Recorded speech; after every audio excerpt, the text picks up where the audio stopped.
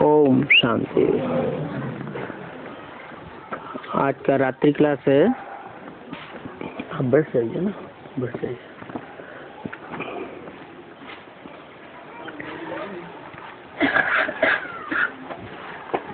अट्ठाईस 8 68 का रात्रि क्लास।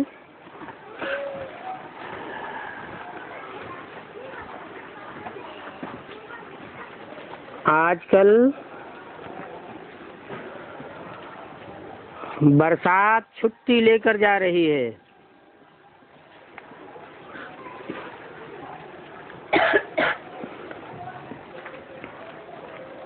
बाबा हद की बात बोलते हैं या बेहद की बात बोलते हैं? बेहद की क्या बात बोली है? बरसात कौन सी? ज्ञान की बरसात छुट्टी लेकर जा रही है। अरे फिर तो सूखा पड़ने लगेगा, अकाल पड़ेगा।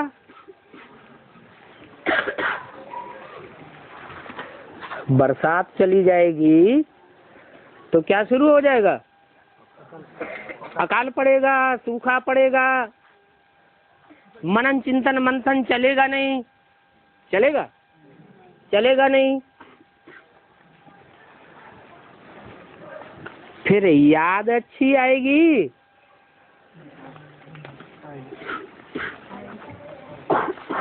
याद की खुराक जिसे अनाज कहा जाता है, उसकी पैदाइश होगी। देह का भोजन है स्थूल अनाज, जिससे खुराक बनती है, और उस खुराक को पचाने के लिए पानी चाहिए, जो बरसात से आता है। अब यहाँ देह की तो बात है नहीं, क्योंकि समझाने वाला देह का बाप नहीं है, देहधारियों का बाप है। देहधारियों का बाप समझाने वाला नहीं है। बल जो भी मनुष्य मात्र देहधारी है, उन सब मनुष्य मात्र का पिता जो प्रजापिता कहा जाता है, शास्त्रों में उसकी संपूर्ण स्टेज का नाम प्रजापति दिया है। सारी प्रजा का पिता, उस मनुष्य सृष्टि के पिता में वो सुप्रीम सोल बाप, आत्माओं का बाप आता है। जो आत्माओं का बाप स्वयं बिंदु है, अति सूक्ष्म बिंदु बिंदु आत्माओं का बाप है। और वो ऐसी आत्मा है तुरिया, जो जन्म मरण के चक्र में नहीं आती है। वो आत्माओं का बेहद का बाप क्या बोला? बरसात आजकल छुट्टी लेकर जा रही है। तो समझो, अब ये पुरानी दुनिया भी छुट्टी लेकर जा रही है।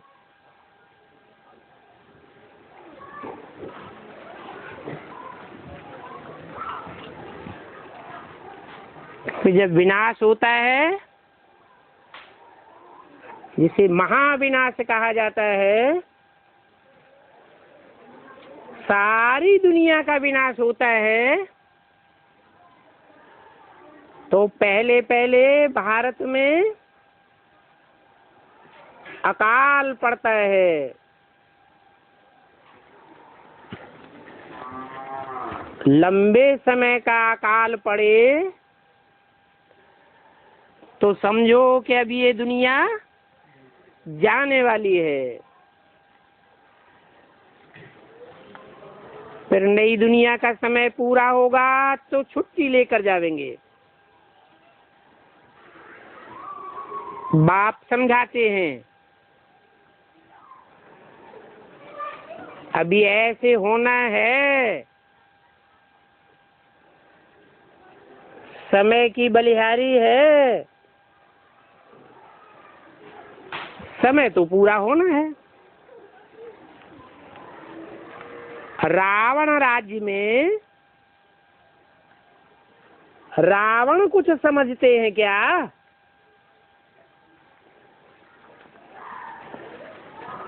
जो रावण संप्रदाय है, रावण कहा जाता है रुलाने वाले को। रावयते लोकान नीति रावण, जो लोगों को रुलाता है उसको कहा जाता है रावण। आज की दुनिया में एक भी मनुष्य मात्र ऐसा नहीं है जिसको रावण न रुलाता हो। कोई अंदर की मन की आंखों से रोता है, कोई बाहर के आंसुओं से रोता है, लेकिन रोते सब हैं। तो ऐसे जो रुलाने वाले रावण संप्रदाय हैं, वो इन बातों को कुछ समझते नहीं हैं। रावण इन महीन बातों के बारे में कुछ बोलते नहीं हैं, और उन रावण संप्रदाय की समझानी भी बाप देते हैं कि रावण क्या चीज है। मनुष्य तो समझते हैं 10 सिर का कोई रावण होगा। अब 10 सिर का कोई रावण हुआ होता मनुष्य जाति में, तो उसके बाल बच्चे भी तो होते। कोई मनुष्य देखे हैं आज की दुनिया में जो इतने सिरों वाले हों? सिर का मतलब क्या है? सिर का मतलब है बुद्धि।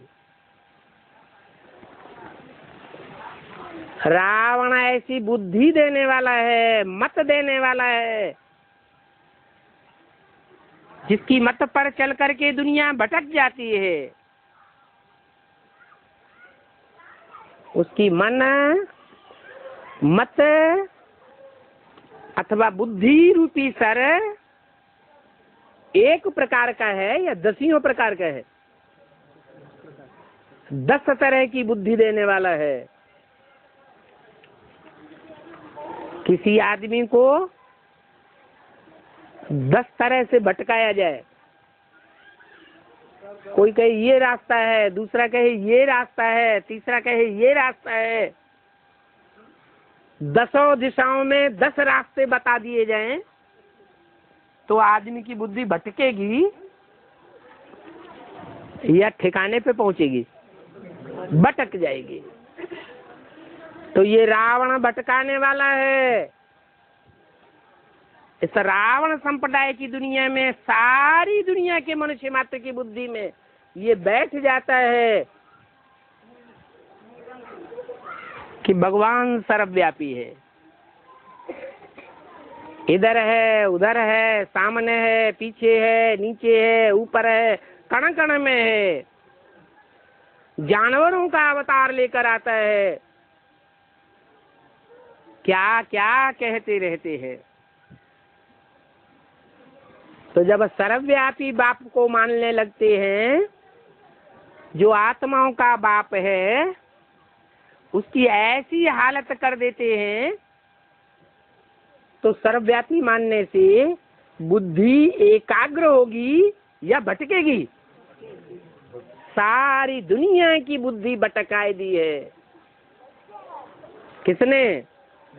रावण ने। जब बुद्धि भटक जाती है तो आदमी रास्ता भूल जाता है। बजाय ठिकाने के पहुंचने के,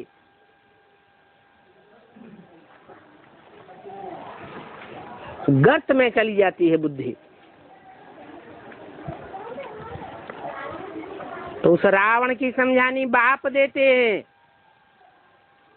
कि ये रावण कोई एक मनुष्य नहीं है, एक मत देने वाला नहीं है,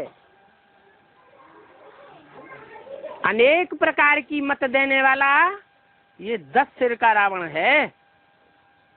आज दुनिया में बड़े बड़े 10 धर्म फैले हुए हैं और उन 10 धर्मों के प्रणेता 10 धर्म पिताएं हुए हैं। गिनती करके देख लो।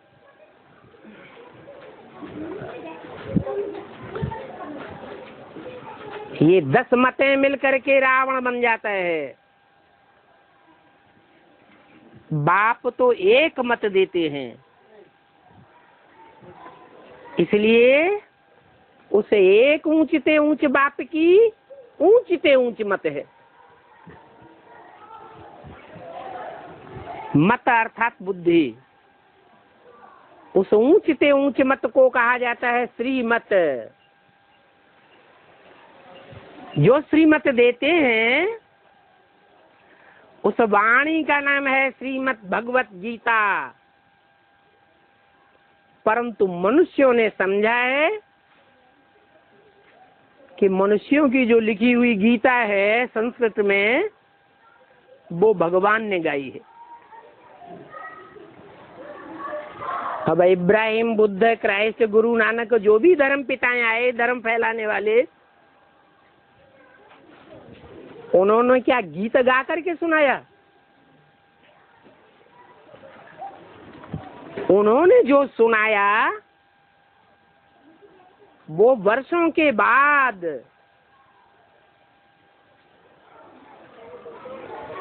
जब उनकी जनरेशन बढ़ जाती है तब कुरान छपती है, एंजिल बनती है, बाइबल बनती है, गुरु ग्रंथ साहब बनता है। ऐसे नहीं कि उन धर्म पिताओं ने बैठ करके गीता लिखी, नहीं, वो तो आकर के मुख से डायरेक्ट सुनाते हैं, फिर उनके फॉलोअर्स बैठ करके किताबें बनाते हैं। ऐसे ही जो आदि सनातन देवी देवता धर्म की स्थापना करने वाला परमपिता परमात्मा शिव है, वो भी गीता ज्ञान मुख से सुनाता है, कोई कविता करके नहीं देता है, श्लोक नहीं सुनाता है।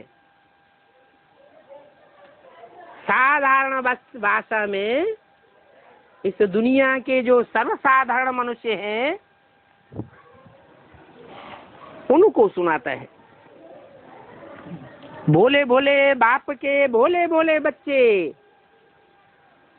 उस वाणी को प्यार करते हैं। तो देखो, इस बात की यादगार में उन्होंने रामलीला बनाई दी है। रावण को 10 सिर वाला दिखाते हैं और राम को 1 सिर वाला दिखाते हैं।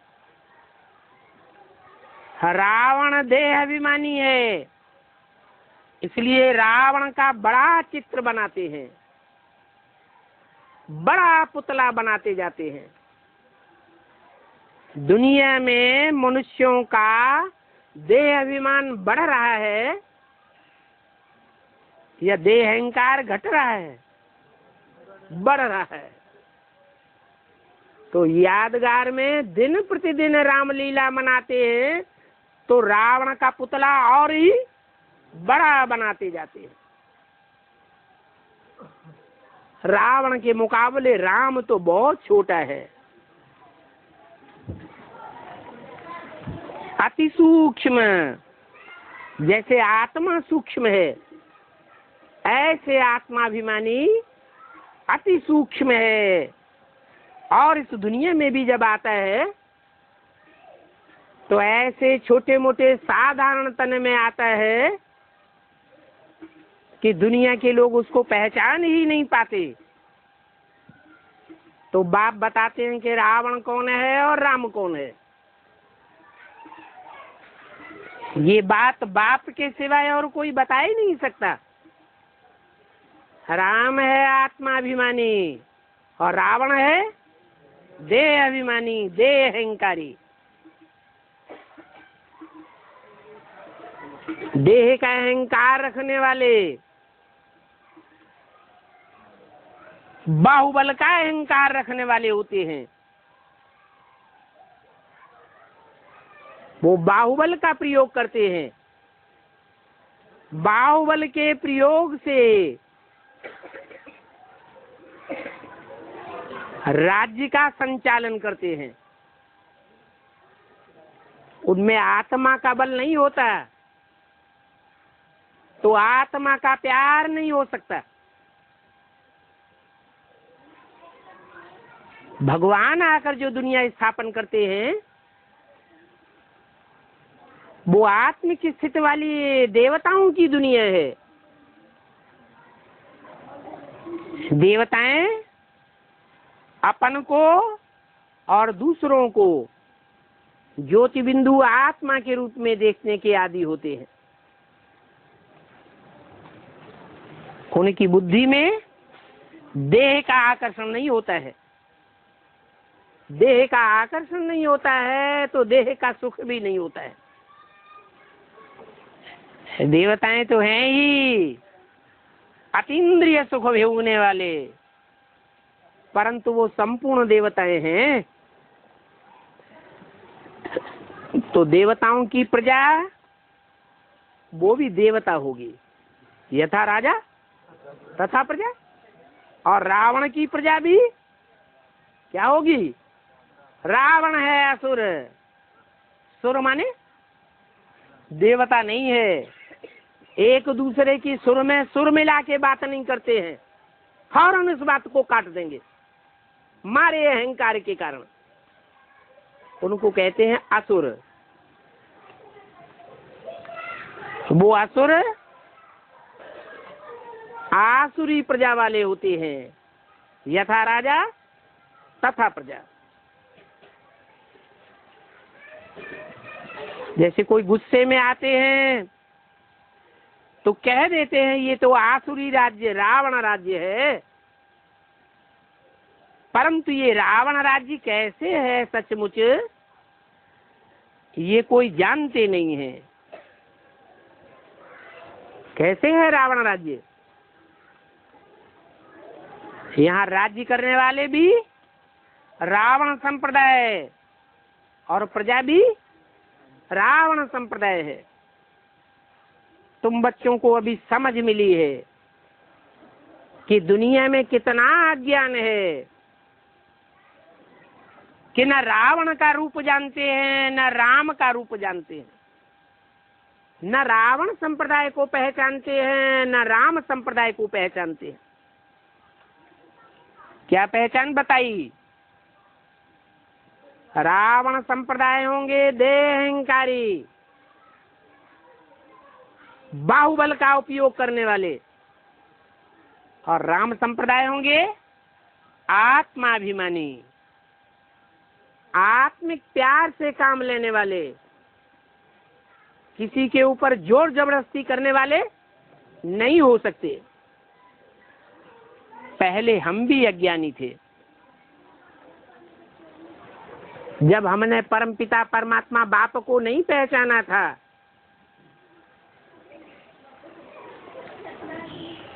हम भी अज्ञानी थे। तो न बाप को जानते थे न बाप के बच्चों को जानते थे। रावण को भी नहीं जानते थे तो रावण की प्रजा को भी नहीं जानते थे। तो बच्चों को सिर्फ दो बातों में विजय पानी है। किसके बच्चों को? परमपिता परमात्मा के जो बच्चे हैं उस परमात्मा के बच्चों को सिर्फ दो बातों में विजय पानी है, सन्यासी भी अपनी भूल महसूस करेंगे।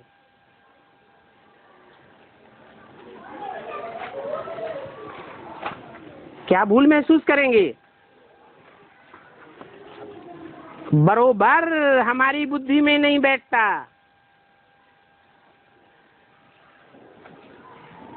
शास्त्रों में भी लिखा हुआ है,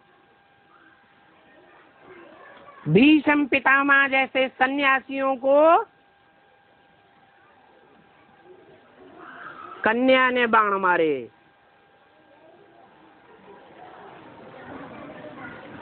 कन्या का नाम क्या था? शिखंडी। शिखा कहते हैं चोटी को। अंडा या अंडी कहते हैं बीज को।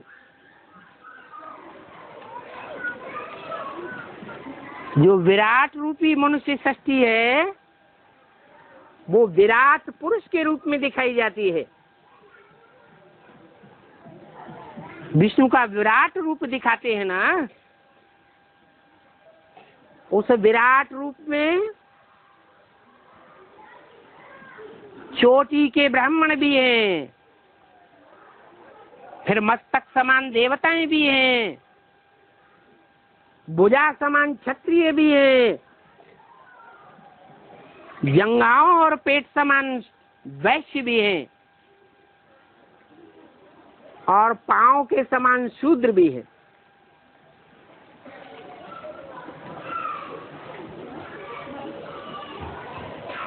ऊंचे थे ऊंचे ब्राह्मण सो देवता बनने वाले, और नीच थे नीच शूद्र संप्रदाय भी है। शूद्र उनको कहा जाता है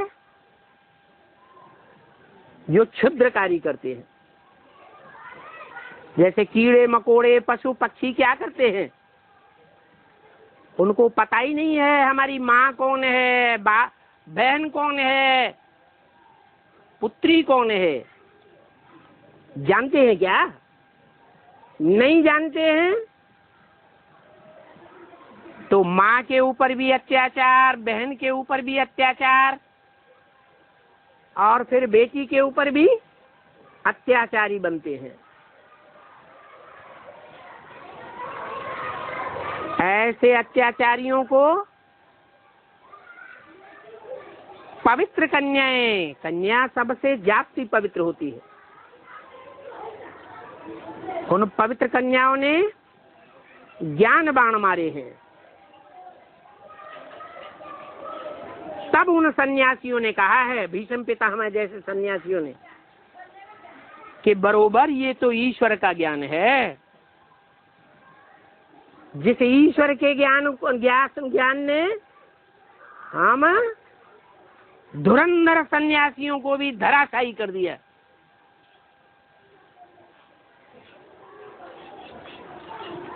वो सर्वव्यापी का ज्ञान देने वाले सन्यासी तुम्हारा भी मुकाबला नहीं करते हैं।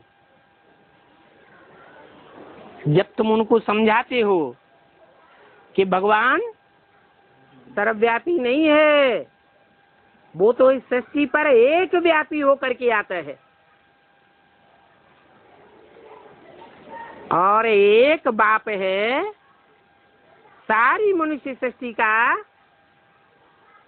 उसे एक ऊंचे से ऊंचे बाप जिसे एडम आदम आदिदेव कहा जाता है, उसमें ही आता है। वो सन्यासी शास्त्रों में पढ़ते भी हैं, तुम आदिदेव है पुरुष है पुराण, तुम आदिदेव हो, आदि पुरुष हो, परंतु फिर समझते नहीं है कि वो आदिदेव शंकर कैसे है। शंकर साकारी है, मूर्तमान है, या अमूर्त निराकारी है। शंकर की तो मूर्ति है, वो तो साकारी है। उसमें जो प्रवेश करने वाला शिव है वो निराकारी है, और वो सदैव निराकारी है। निराकारी स्टेज में रहने वाला है। इसलिए शंकर के मस्तक में दो आंखों के साथ साथ तीसरा नेत्र खड़ा हुआ भी दिखाते हैं। त्रिनेत्री कहा जाता है, वो शिव नेत्र कहा जाता है। तीसरा नेत्र का नाम क्या है? शिव नेत्र। उस जन्म मरण के चक्र से न्यारी आत्मा का नाम ही शिव है। वो कभी भी जन्म मरण के चक्र में नहीं आता, और जिसमें प्रवेश होकर के संसार में प्रत्यक्ष होता है उसको आप समान बनाता है। निराकारी, निर्विकारी, निरहंकारी बनाता है। जो निराकारी, निर्विकारी, निरहंकारी शिव है, वो शंकर को भी निराकारी, निर्विकारी, निरहंकारी बनाता है। नहीं तो शंकर किसकी याद में बैठा है? शंकर भी देवता है, देवताओं में बड़ा देवता है, महादेव है, भगवान नहीं है। भगवान तो उसमें प्रवेश करता है और प्रवेश करके आप समान बनाता है। वो भगवान तो एक है और एक ही सत्य सुनाता है, अनेक प्रकार की बातें नहीं बनाता। तो वो ईश्वरीय ज्ञान बरोबर सन्यासियों को बाण की तरह घायल करता है। आगे चल करके वो सन्यासी तुम्हें भी समझेंगे कि इनका ये ईश्वरीय ज्ञान है। जैसे तुमको मालूम पड़ा है वैसे दुनिया में औरों को भी मालूम पड़ेगा, क्योंकि भगवान ही सर्वशक्तिवान है। वो सर्वशक्तिवान इस संसार में जब आता है तो पहले पहले कमजोर को उठाएगा, या दुनिया में जो बड़े बड़े पावरफुल माने जाते हैं उनको उठाएगा? कमजोर को उठाता है। इसलिए पतित पावन कहा जाता है, पतितों को पावन बनाने वाला। पतित कहा जाता है गिरे को।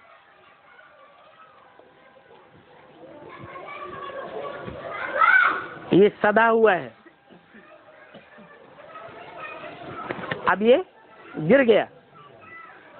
तो जो गड्ढे में गिरते हैं पतित हो जाते हैं, जिनकी बुद्धि देह रूपी मिट्टी में लग जाती है। देह रूपी मिट्टी के अलावा और कुछ याद ही नहीं आता। जैसे 24 घंटे बुद्धि गड्ढे में लगी रहती है, कौड़ी जैसे आकार में लगी रहती है। ऐसे पतित बुद्धियों का आकर के उद्धार करने वाला वो पतित पावन बाप कहा जाता है।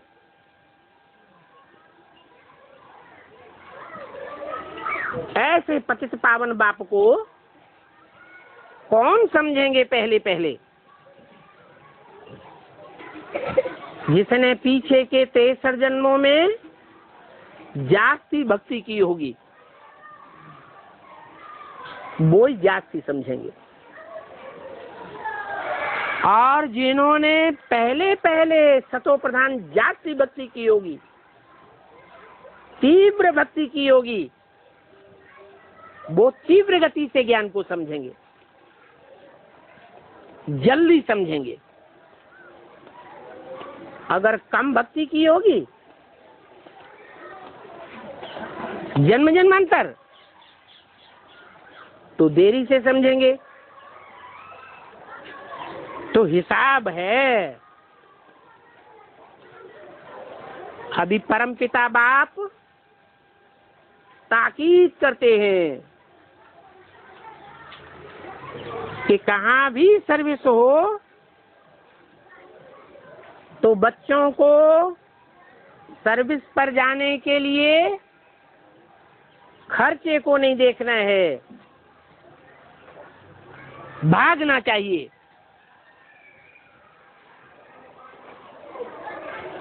भल खर्चा ज्यादा हो जाए।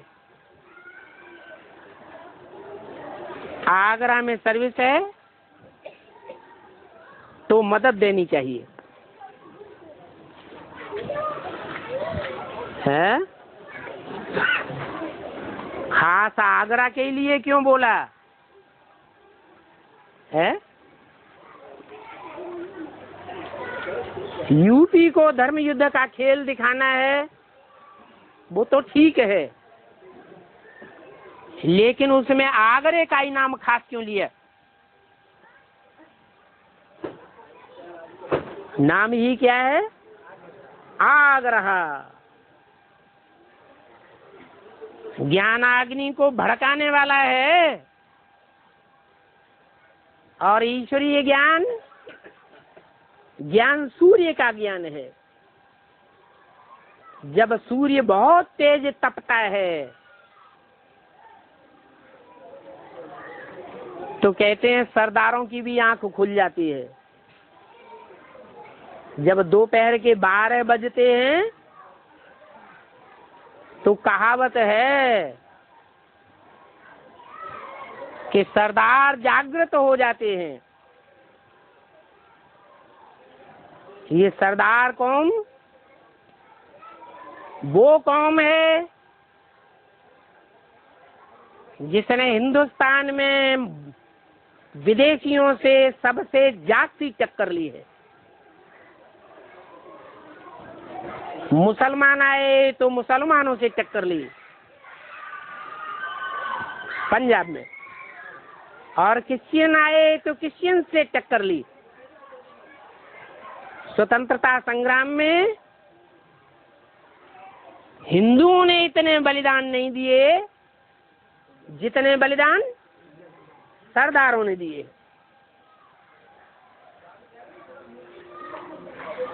तो समझने की बात है, अगर समझ में बैठ जाए तो समझने के आधार पर वो कौम बहुत शक्तिशाली बन जाती है। तो बोला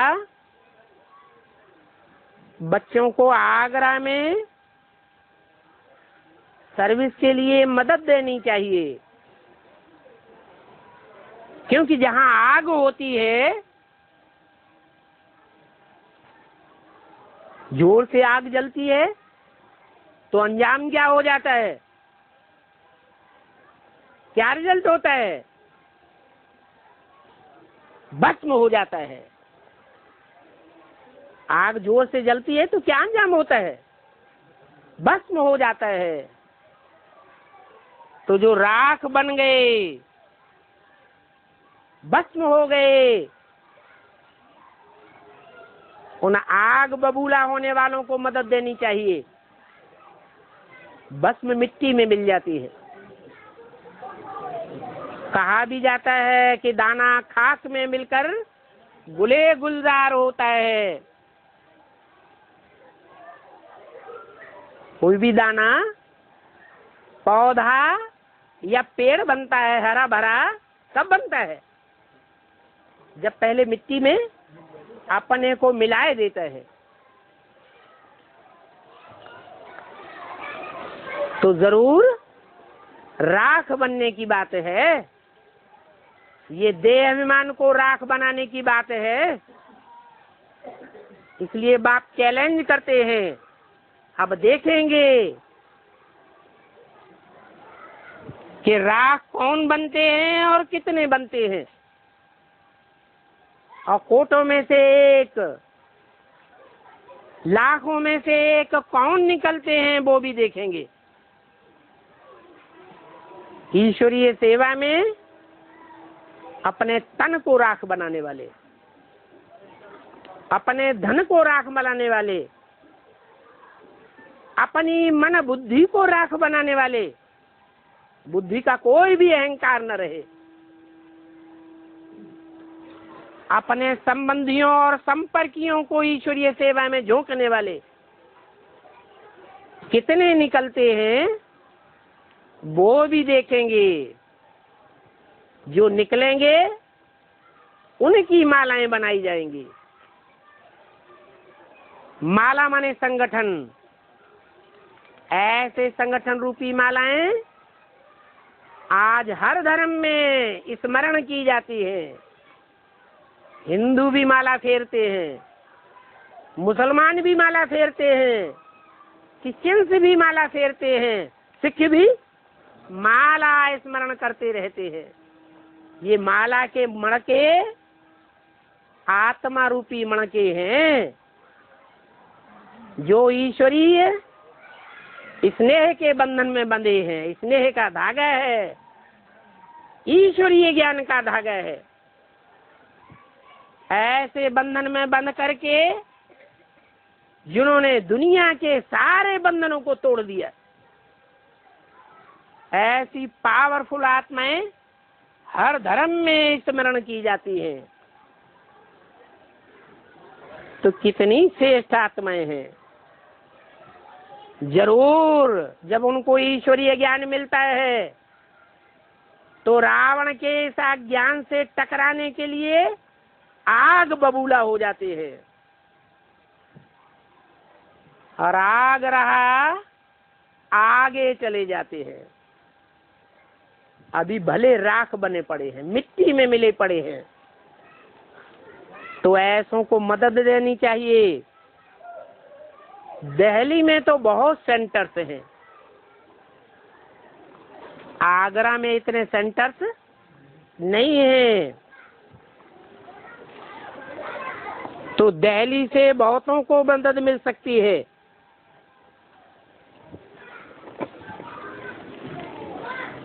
क्यों?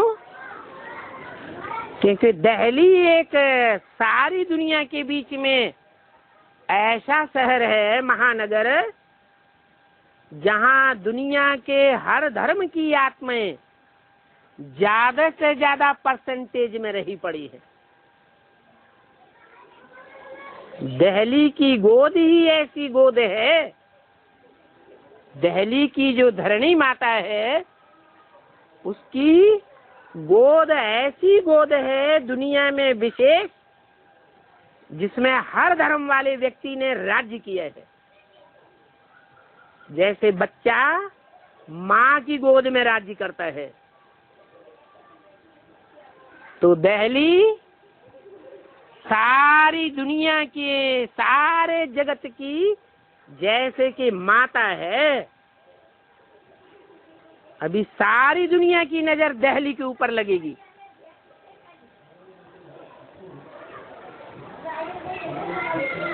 वो दिल्ली से बहुतों को मदद मिल सकती है। जैसे परिवार में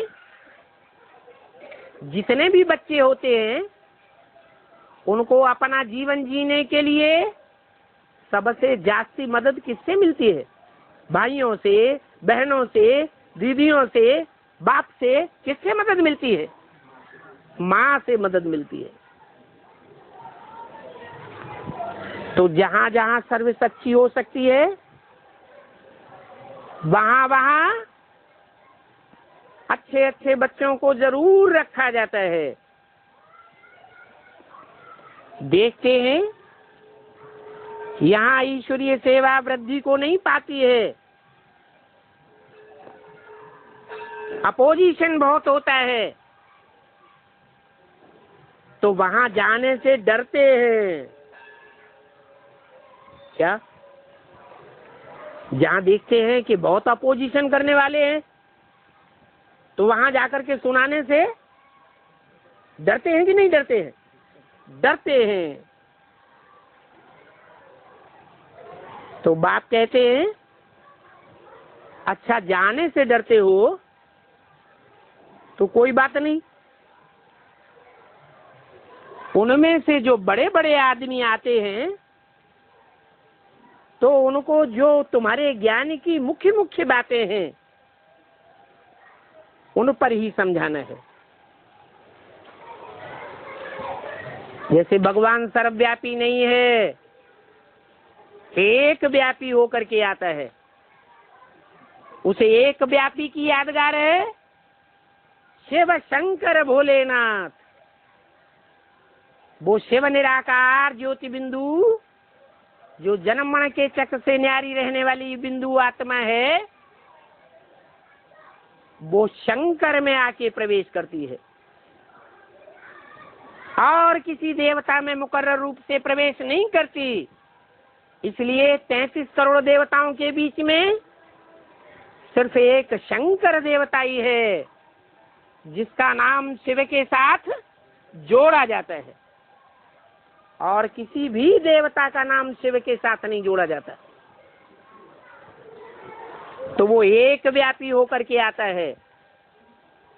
जिस एक में आता है उसको भी याद करने की जरूरत है।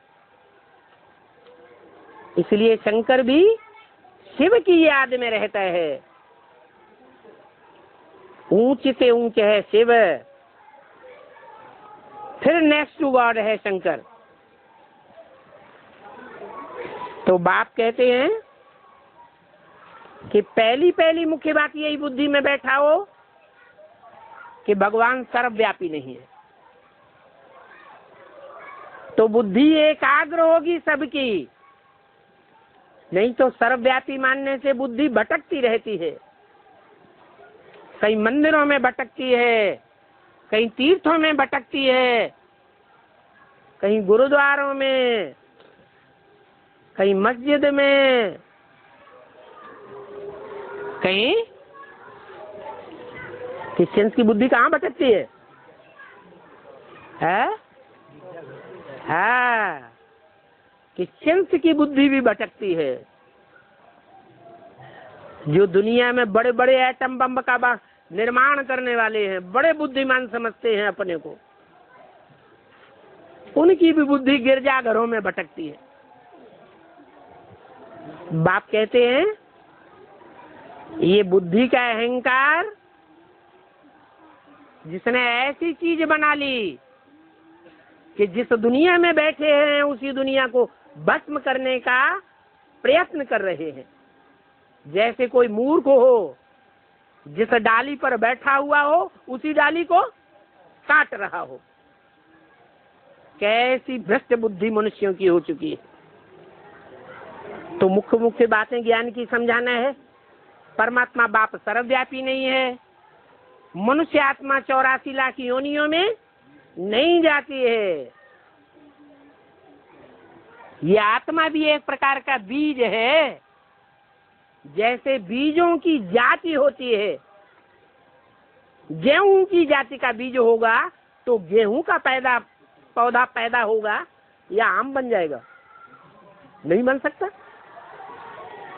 तो ये आत्माएं भी अपनी अपनी जाति के बीज हैं। कोई जानवरों के बीज होते हैं, जानवरों में भी वैरायटी है।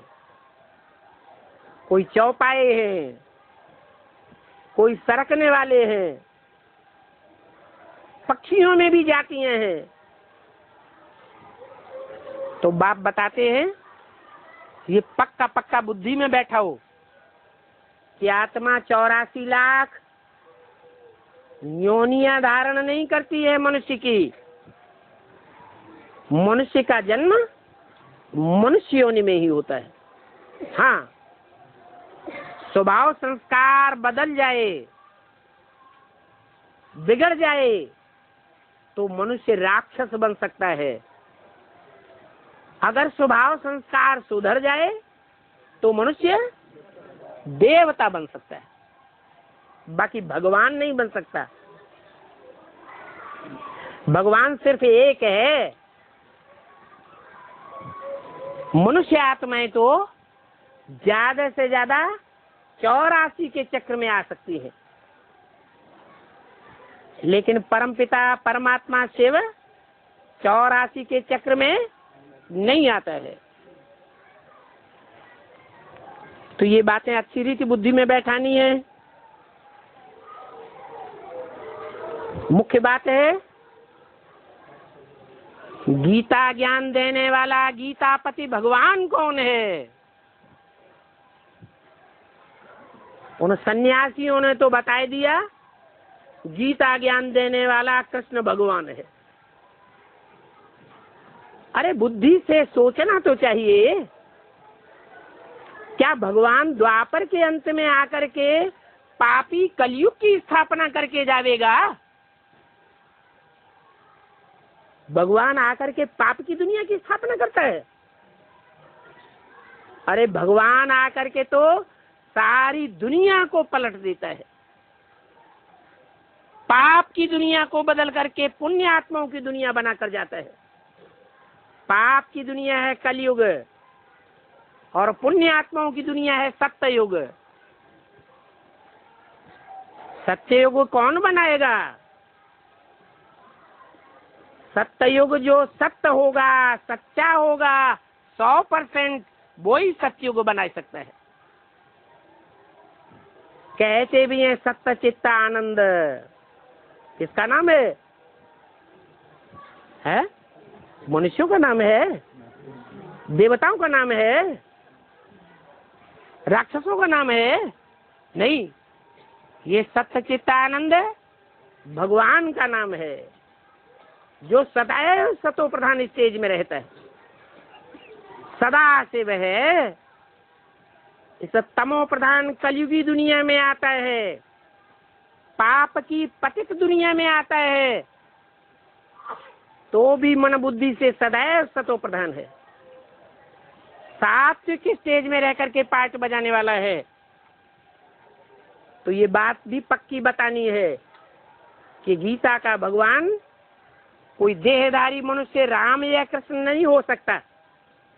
ये तो देवताएं हैं, भगवान तो निराकार है, सदैव ज्योति बिंदु है। वो निराकार निर्विकार है, निरहंकार है, जो आकर के गीता का ज्ञान सुनाते हैं। कृष्ण के बच्चे स्वरूप की ज्यादा पूजा होती है या कृष्ण के बड़े रूप की पूजा ज्यादा होती है? बच्चे रूप की ज्यादा पूजा होती है। क्यों? इसलिए कि बच्चा ये भगवान नहीं बनता, बच्चा और बड़ा। भगवान न बच्चा बनता है न बड़ा नारायण बनता है। कहते हैं ना, हे कृष्ण नारायण वासुदेव। ये कृष्ण नारायण वासुदेव किसका नाम है? एक ही आत्मा के ये नाम है। नारायण तो नर बनता है और नर को नारायण बनाने वाला वही परमपिता परमात्मा एक सच्चिदानंद शिव है। कोई मनुष्य आत्मा नहीं हो सकती। जानवरों और पक्षियों की आत्मा की तो बात ही अलग। शास्त्रों में लिखा है ना कि घोड़े का रूप धारण करके आया, सूकरावतार सुअर का अवतार धारण करके आया, मत्स्यावतार मगरमच्छ का अवतार धारण करके आया। अरे ये जानवरों में बुद्धि होती है क्या ज्ञान समझने की? एक तरफ कहते हैं ऋते ज्ञानान्न मुक्ति, ज्ञान के बगैर मुक्ति नहीं हो सकती। दूसरी तरफ कहते हैं भगवान जानवरों में आता है। अरे जानवरों में आएगा तो क्या जानवरों को पहले सुधारेगा? नहीं, मन बुद्धि किसमें होती है? मनुष्यों में होती है। भगवान मनुष्य तन में आता है और मनुष्य तन में आकर के मनुष्यों को ज्ञान सुनाता है। ज्ञान के आधार पर उनकी मन बुद्धि को, आत्मा को श्रेष्ठ बनाता है। जब मनुष्यों की आत्मा श्रेष्ठ बन जाती है, एकाग्र हो जाती है, वायुमंडल बंध जाता है, तो उस वायुमंडल में रहने वाले जो और प्राणी जीव जंतु हैं, पशु पक्षी हैं, वो भी सुधर जाते हैं। जो शास्त्र में गायन है कि ऋषियों मुनियों के आश्रम में बाघ और बकरी एक घाट पानी पीते थे। आश्रम में ही जाकर के एक घाट पानी क्यों पीते थे?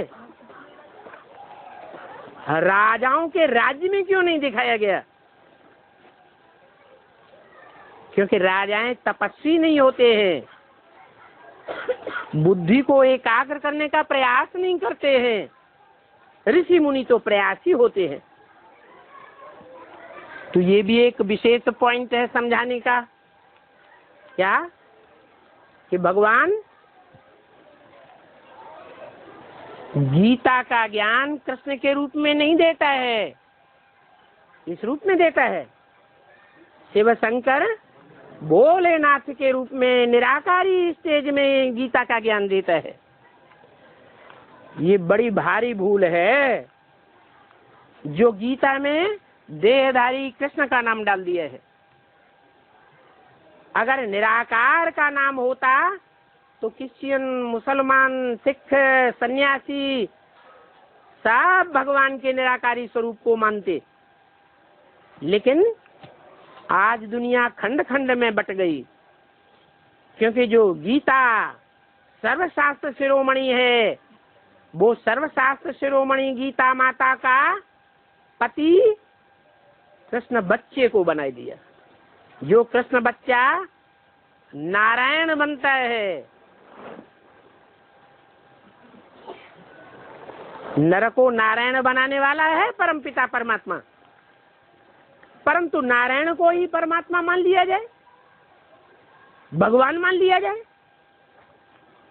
ये तो झूठी बात हो जाती है। गीता में ये भी मानते हैं कि जो ज्ञान दिया गया है नर अर्जुन को, वो ज्ञान दिया ही गया है, नारायण बनने का ज्ञान दिया गया है। देने वाला परमपिता परमात्मा है। तो परमपिता परमात्मा अलग और नर से नारायण बनने वाला अलग। जो नर से नारायण बनता है वो ऊंचा और नीचा बनता है। नर मनुष्य को कहा जाता है। मनुष्य इस दुनिया में होते हैं, नरक की दुनिया में, इसलिए इस दुनिया का नाम ही है नरक। का माने करने वाला, नर माने मनुष्य। मनुष्य ने क्या बनाया इस दुनिया को? स्वर्ग बनाया। अरे इब्राहिम, बुद्ध, क्राइस्ट, गुरु नानक, गांधी जी, सुभाष चंद्र बोस, इन्होंने स्वर्ग बनाया या नरक बनाया? क्या बनी दुनिया? 2500 वर्ष की हिस्ट्री मनुष्य के पास मौजूद है। नर नरक बनाता है, उस नर को भगवान आकर के नारायण बनाता है। वो भगवान कृष्ण या राम नहीं हो सकते, वो तो 16 कला संपूर्ण होते हैं, 14 कला संपूर्ण होते हैं। भगवान तो ज्ञान सूर्य है।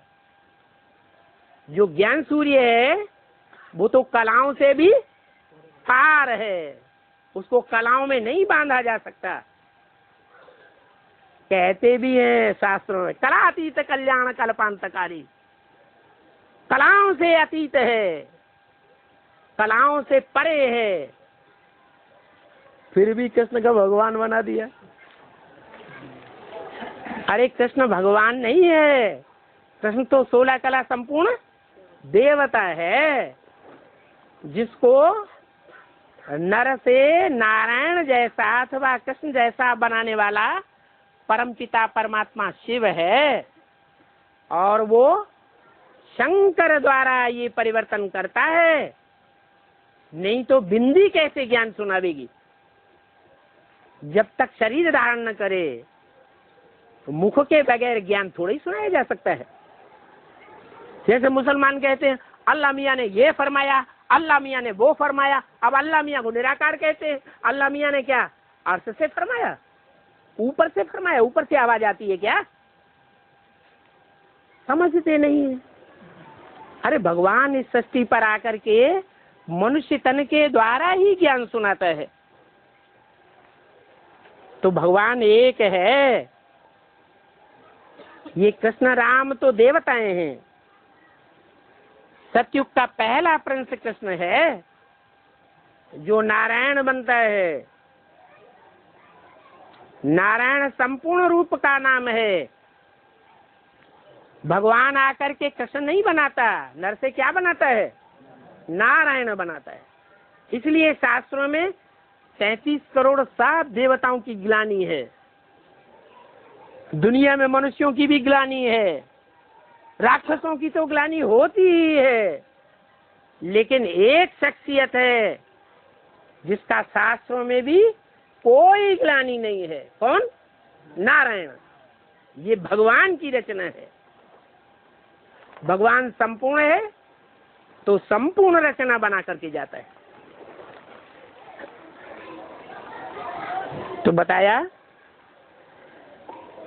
कि सतयुग का पहला प्रिंस है कृष्ण, जो संपूर्ण स्टेज में पहुंच करके नारायण बनता है।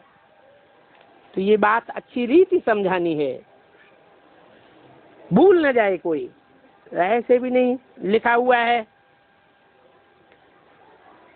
वो हम बैठ करके सुनाते हैं क्या? जो धर्म पिताएं आए हैं उन्होंने जो कुछ सुनाया अपने धर्म के फॉलोअर्स को, वो लिखा हुआ बैठ के सुनाया नहीं? क्या बाइबल थी क्राइस्ट से पहले? नहीं। मोहम्मद से पहले कुरान थी क्या? नहीं थी। उन्होंने तो डायरेक्ट मुख से सुनाया, फिर वर्षों के बाद जो सुनाया उसकी किताब लिखी जाती है। तो भगवान भी डायरेक्ट मुख से आकर के सुनाता है। जो डायरेक्ट श्री मुख से सुनते हैं वो भगवान के डायरेक्ट बच्चे हैं, और जो अपनी ही दुनियादारी में लगे रहते हैं, भगवान के संदेश को एक कान से सुनते हैं और दूसरे कान से निकाल देते हैं, ध्यान ही नहीं देते, वो भगवान के बच्चे नहीं हो सकते, धर्म पिताओं के बच्चे हो सकते हैं। इब्राहिम, बुद्ध, क्राइस्ट, गुरु नानक के बच्चे बनेंगे, मनुष्य धर्म गुरुओं के बच्चे बनेंगे। भगवान के बच्चे आदि सनातन देवी देवता सनातन धर्म के देवात्माएं बनते हैं। तो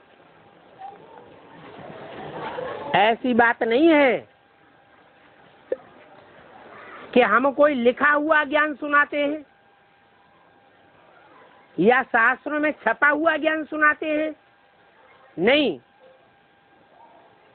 अगर ऐसे बोलेंगे तो समझेंगे कि इनको सिखाया हुआ है।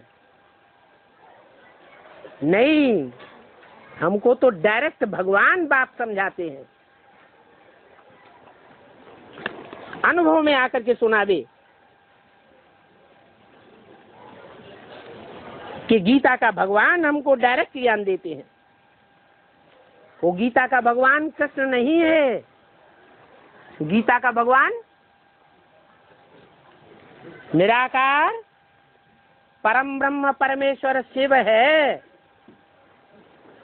वो शिव शंकर भोलेनाथ शंकर के द्वारा ही संसार में प्रत्यक्ष होता है।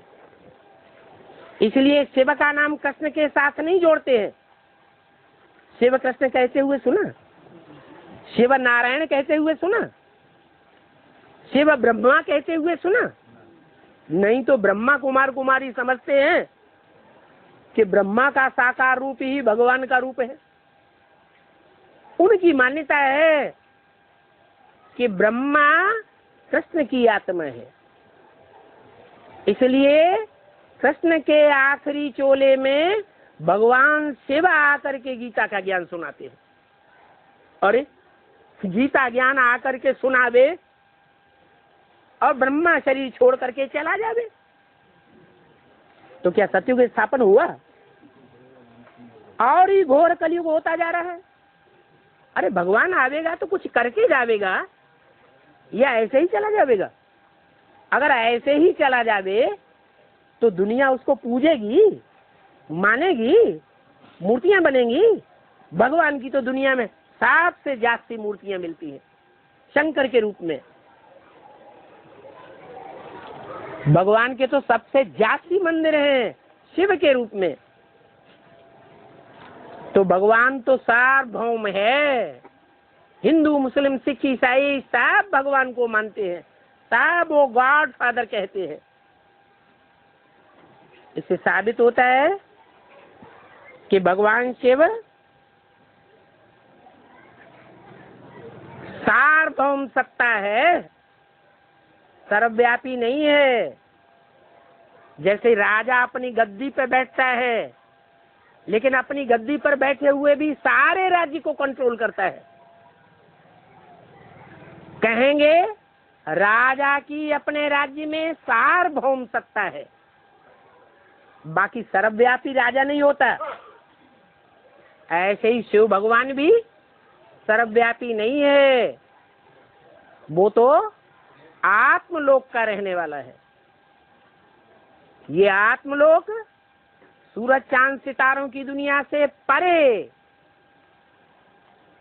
जहां ये मिट्टी की देह नहीं होती, वहां कोई चित्र नहीं होता, वहां कोई मूर्ति नहीं होती, 5 तत्व ही नहीं होते,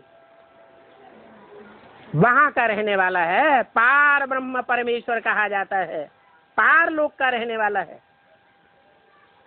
वहां का हमारा बाप रहने वाला है, हम आत्माओं का बाप परम पिता परमात्मा।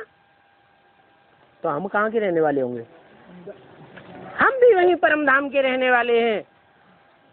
हम आत्माएं भी उस परम धाम से धीरे धीरे इस सृष्टि पर उतर करके पार्ट बजाते आए हैं, जन्म जन्मांतर चोला बदलते आए हैं, 84 के चक्र में चक्कर खाते आए हैं। अब हमारा चक्कर पूरा हुआ, ये तमो प्रधान कलयुग पूरा होने जा रहा है। अब सतो प्रधान सतयुगी नई दुनिया आने वाली है, परंतु उस नई दुनिया में जाने के लिए उस सत्य चित्त आनंद शिव को पहचानना पड़े। किस सृष्टि पर किस मनुष्य तन में आया हुआ है, कहाँ आया हुआ है, क्या ज्ञान दे रहा है, क्या परिवर्तन हो रहा है, वो सारी बात समझे बगैर हम परमपिता परमात्मा बाप के बच्चे नहीं कहे जा सकते। ऊंच से ऊंच बाप है तो जरूर उससे ऊंचे से ऊंचे वर्षा मिलता होगा। दुनिया के जो भी बाप होते हैं वो अपने बच्चों के लिए सुख शांति ही चाहते हैं। वो बेहद का बाप है, बेहद की सुख शांति का वर्षा देकर जाता है। वो देह का बाप नहीं है जो एक जन्म की सुख शांति दे देवे, धन दे देवे, नहीं। वो तो बेहद आत्मा का बाप है। आत्मा का कनेक्शन एक जन्म से है या अनेक जन्मों से है? अनेक जन्मों से है। तो वो अनेक जन्मों का सुख शांति का वर्षा देकर जाता है। उस बाप को जो पहचानेंगे वो उस बाप की नॉलेज को भी पहचानेंगे। ये बाप का पहला पहला वर्षा है आत्मा को। बाप कोई धन संपत्ति आकर नहीं देता है, वो ज्ञान रत्न देता है। ओम शांति।